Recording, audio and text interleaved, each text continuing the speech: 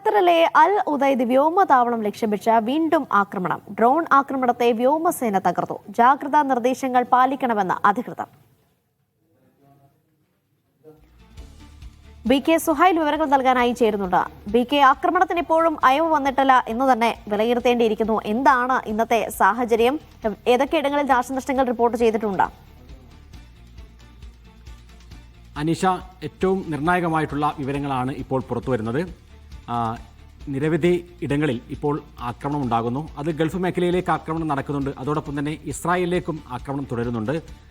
ഈ വിവിധ രാജ്യങ്ങൾ, ഖത്തറാവട്ടെ, സൗദി ആവട്ടെ, ബഹ്റൈൻ ആവട്ടെ, ഈ ഇടങ്ങളിലെല്ലാം ഡ്രോൺ ആക്രമണങ്ങളും അതേപോലെ തന്നെ മിസൈൽ ആക്രമണവും തുടരുന്നു. അതിനെല്ലാം പ്രതിരോധിക്കുന്നുമുണ്ട്. ഇപ്പോൾ പുറത്തുവരുന്ന ഏറ്റവും പുതിയ വിവരം എന്ന് പറയുന്നത് ഇസ്രായേലിന് നേരെ ഇറാൻ നടത്തിയ ആക്രമണമാണ്. ബെൻഗുരിയോൻ വിമാനത്താവളത്തിന് നേരെ ഇസ്രായേൽ കനത്ത ആക്രമണം നടത്തിയിരിക്കുന്നു. അതിൽ എന്തൊക്കെ നാശനഷ്ടങ്ങൾ ഉണ്ടായി എന്നുള്ള കാര്യം ഇപ്പോഴും വിവരങ്ങൾ പുറത്തു വരാനുണ്ട്. ഏതായിരുന്നാലും ബെൻഗുരിയോൻ വിമാനത്താവളം എന്ന് പറയുന്നത് ഇസ്രായേലിനെ സംബന്ധിച്ചിടത്തോളം ഏറ്റവും പ്രധാനപ്പെട്ട വിമാനത്താവളമാണ്. അവിടെയാണ് ഇപ്പോൾ ആക്രമണം നടന്നിരിക്കുന്നത്. അമേരിക്കയുടെയും ഇസ്രായേലിൻ്റെയും എല്ലാ വ്യോമ പ്രതിരോധ സംവിധാനങ്ങൾ ഉണ്ടായിട്ട് പോലും അതിനെ മുഴുവൻ തകർത്തുകൊണ്ടാണ് ഇപ്പോൾ ബെൻഗുരിയോൻ വിമാനത്താവളത്തിൽ ഇറാൻ്റെ മിസൈൽ പതിച്ചിട്ടുള്ളത് എന്ന് നമുക്ക് കാണാൻ കഴിയും. ഒപ്പം ഹൈഫയിലേക്കും ആക്രമണം നടന്നിട്ടുണ്ട്. ഹൈഫയിൽ ആക്രമണം നടത്തിയത് ഹിസ്ബുള്ളയാണ് എന്നാണ് നമുക്ക് മനസ്സിലാക്കാൻ സാധിക്കുന്നത്.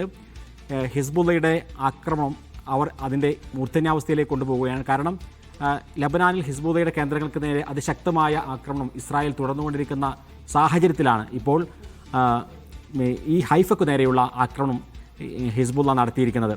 അപ്പോൾ ഇസ്രായേലിലെ തന്നെ ആഭ്യന്തര മന്ത്രാലയവും അതേപോലെ തന്നെ ആരോഗ്യ മന്ത്രാലയവും നൽകുന്ന കണക്കുകൾ പ്രകാരം 2328 കുടുംബങ്ങളെ അവരുടെ വീടുകൾ കേടുപാടുകൾ സംഭവിച്ചതിൻ്റെ ഭാഗമായി ദുരിതാശ്വാസ ക്യാമ്പിലേക്ക് മാറ്റിയിരിക്കുന്നു എന്നുള്ളതാണ്.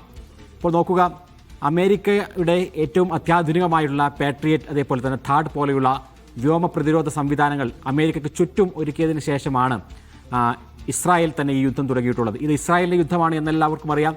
ഇസ്രായേലിന് തുടങ്ങിയ യുദ്ധമാണ്. ഇസ്രായേലിന് ഏറ്റവും എല്ലാ കാര്യങ്ങളും സജ്ജീകരിച്ചതിന് ശേഷം, അവിടെ വ്യോമ പ്രതിരോധ സംവിധാനങ്ങളും അവരുടെ അത്യാധുനികമായുള്ള ആയുധങ്ങളും എല്ലാം സജ്ജീകരിച്ച ശേഷം, അവർ ഒരുങ്ങിയതിന് ശേഷം നടത്തിയ യുദ്ധമാണ്. പക്ഷേ ആ യുദ്ധത്തിൽ പോലും 2328 കുടുംബങ്ങളെ അവരുടെ വീടുകളിൽ നിന്നും അവരുടെ വീടുകൾ കേടുപാടുകൾ സംഭവിച്ചതിൻ്റെ ഭാഗമായി, മിസൈലുകൾ വീണതിൻ്റെ എല്ലാം ഭാഗമായി ഇപ്പോൾ ക്യാമ്പുകളിലേക്ക് മാറ്റിയിരിക്കുന്നു. പല ആളുകൾക്കും ഹോട്ടലുകളാണ് ഒരുക്കിയിട്ടുള്ളത്. ആ തരത്തിലുള്ള സംവിധാനങ്ങളിലേക്ക് മാറ്റിയിരിക്കുന്നു എന്ന് ഇറാൻ പറയുന്നുവെങ്കിൽ അത് ഈ യുദ്ധത്തിലെ ഏറ്റവും വലിയ തിരിച്ചടിയാണ് ഇസ്രായേലിനെ സംബന്ധിച്ചിടത്തോളം. ആ തിരിച്ചടിയാണ് ഇപ്പോൾ ഉണ്ടായിട്ടുള്ളത്. ബെൻഗുരിയോൻ വിമാനത്താവളം അതേപോലെ തന്നെ ഹൈഫ തുടങ്ങിയ മേഖലകളിലേക്കെല്ലാം വലിയ ആക്രമണങ്ങൾ ഇപ്പോഴും നടക്കുന്നു.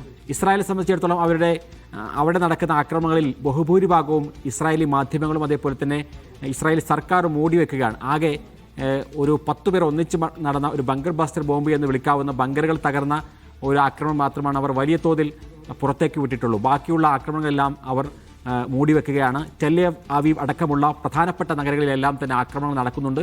പക്ഷേ ഇപ്പോൾ ഏതായിരുന്നാലും ഇസ്രായേലി മാധ്യമങ്ങൾ തന്നെയാണ് ബെൻഗുരിയൻ വിമാനത്താവളത്തിന് നേരെ നടന്ന ആക്രമണവും ഹൈഫയ്ക്ക് നേരെ നടന്ന ആക്രമണവും പുറത്തുവിടുന്നത്. ടൈംസ് ഓഫ് ഇസ്രായേൽ അതേപോലെ തന്നെ ഹാരിസ് പോലെയുള്ള മാധ്യമങ്ങളെല്ലാം തന്നെ ഇത് പുറത്തുവിടുന്നുണ്ട്. അതിനോട് ചേർത്ത് വയ്ക്കാവുന്ന മറ്റൊരു വാർത്തയാണ് ഇപ്പോൾ ഇറാൻ്റെ ഭാഗത്ത് നിന്ന് ഇറാഖിലെ കുർദ് മേഖലയിലേക്ക് നടന്ന ഒരു ആക്രമണം. കുർദ് വിമതരെ ഇറാൻ്റെ ഭരണനേതൃത്വത്തിനെതിരെ തിരിച്ചുവിടാൻ വേണ്ടി അവർ ശ്രമിക്കുന്നു എന്ന ഒരു വാർത്ത കഴിഞ്ഞ ദിവസം പുറത്തുവിട്ടു.